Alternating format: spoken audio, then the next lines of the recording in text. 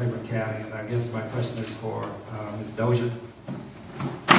Ms. Dozier, in your presentation, you put up a slide which concerned the environmental issues that NRC will look at when it considers the combined operating license. And one of the slides, one of the elements of your slide covered, right, that down. No? There was a picture. Okay, all right. Bottom left is socioeconomic environmental justice. Okay. Now, that's an area that we are very concerned about.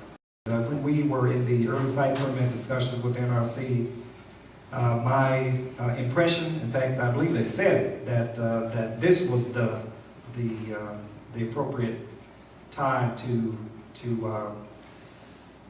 cover socioeconomic and economic justice issues.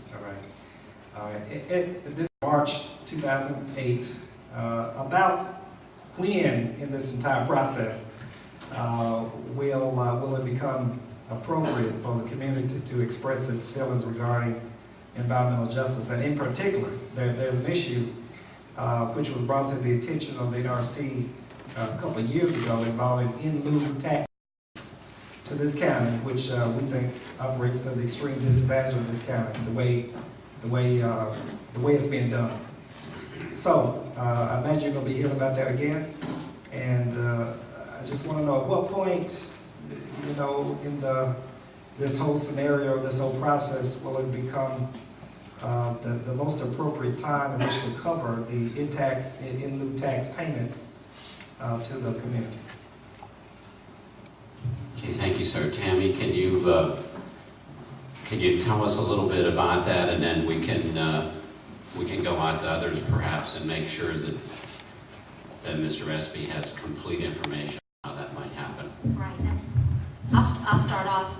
First of all, I'm very sorry that the information was conveyed that the early site permit wasn't a time to bring up those issues, because actually I believe they were brought up, and actually in the environmental impact statement for the early site permit does cover environmental justice issues. It discusses the tax payments,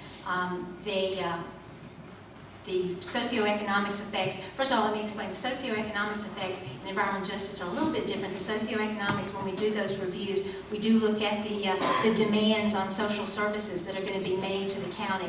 When you bring in construction workers and then more people living in the community, you're going to make a demand on the community for more police protection, more fire services, hospital services. So there is definitely a demand that is brought once the construction begins. And we take a look at that, and our staff during the review process for the early site permit, our staff actually interviewed many of the people, the chief of police, I believe, and all the key people that deliver those services, and got interviewed those, and then they took a look at what are going to be the demands, and then they looked at what Claiborne County receives from the tax payments, and they determined that the tax payments were adequate to cover the demands on the social services at that point. Now, there are, but as I said before, there are issues that are resolved. There are some assumptions. We take a look at assumptions. We take a look at new and significant information. But certainly, bringing up information tonight is we're always, the NRC prides itself on pretty much always listening to understand what the issues in the community are. And I do realize that is definitely a concern for this community. I'm going to actually, I was not involved with the early site permit process, and there's a gentleman here who was involved during that review process, is a little bit more knowledgeable about some of the history. And I'm going to ask him, I'm going to introduce him, Mr. Barry Zaltman. He was on the environmental review team during the early site permit, has a little bit more knowledge about the history of that particular process, and I'm going to turn that over to him.